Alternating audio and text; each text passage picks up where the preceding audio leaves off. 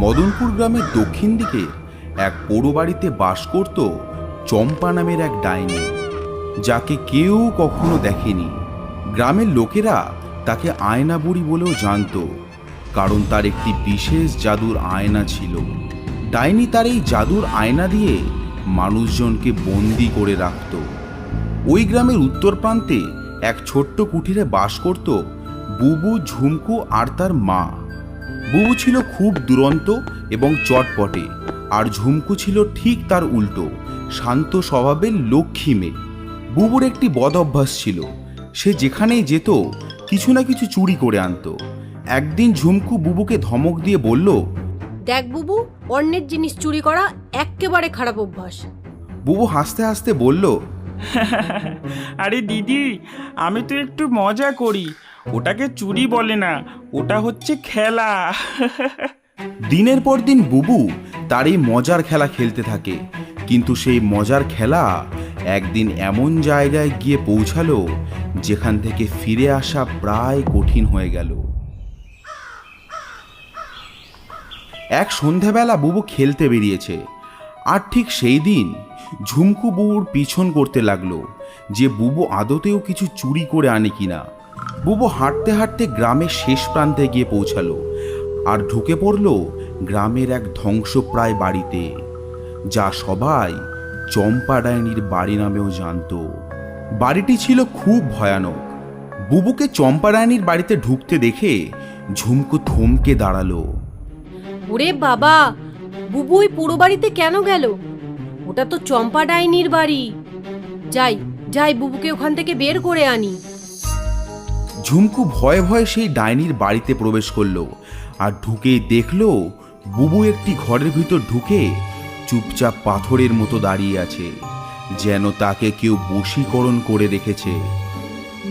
এ ভাই, তুই এখানে কি করছিস? আবার কিছু চুরি করতে এসছিস তো? তোকে না কতবার বলেছি চুরি করতে না। এখন চল চল এখান থেকে, এখানে থাকা ঠিক হবে না। হ্যাঁ, কেন দিদি, এখানে কি আছে? এটা ওই চম্পা ডাইনির বাড়ি। এই বাড়িতে কোনো একটা ঘরে ওই ডাইনির জাদুর বড় আয়না আছে। আমি তো শুনেছি ওই ডাইনি সেই আয়নার মধ্যে মানুষকে বন্দি করে নেয়। হ্যাঁ সত্যি দিদি, তাহলে তো সেই জাদুর আয়না একবার আমাকে দেখতেই হয়। আমি দেখতে চাই সেই আয়না। কোথায় কোথায় আছে সেই আয়না? না ভাই, কোনো জাদুর আয়না টায়না দেখতে হবে না। চল চল, এক্ষুনি বাড়ি চল। ঝুমকু যতই না করে বুবুর ততই কৌতূহল বাড়তে থাকে। বুবু লোভ সামলাতে না পেরে এক ঘর থেকে আর এক ঘর দৌড়াতে শুরু করলো, আর হঠাৎ বুবু সেই জাদুর আয়নার ঘরে ঢুকে পড়ল। আরে বাস, এটা তো সেই জাদুর আয়নার ঘর। না, দিদি পেছনে নেই, যাই টুক করে আয়নাটাকে দেখে আসি।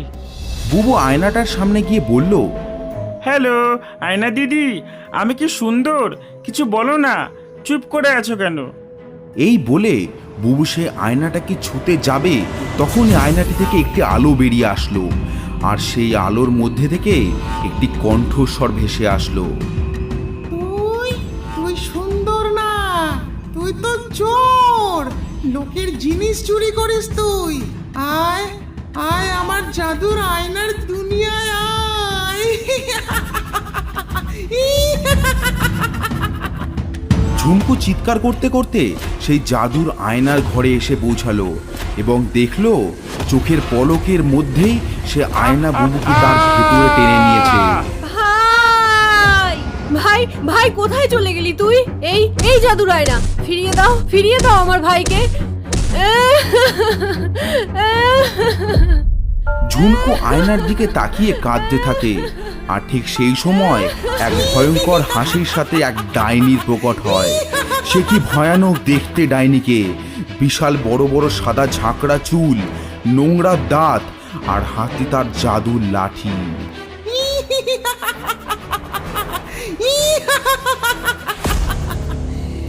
এই কে রে তুই?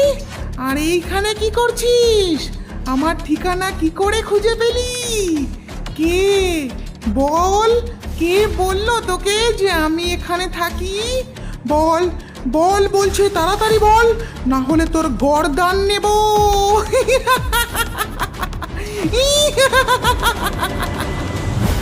ডাইনি পিসি, আমি ঝুমকু, মদনপুর গ্রামের দুলাল মাস্টারের মেয়ে। আমি ইচ্ছা করে আসিনি। আমার ভাই খেলতে খেলতে আপনার এই বাড়িতে চলে আসে। ওকে খোঁজার জন্যই আমি ওর পেছন পেছন আসি। ও, তার মানে ওই চোর ছেলেটা তোর ভাই। ও আমার জাদু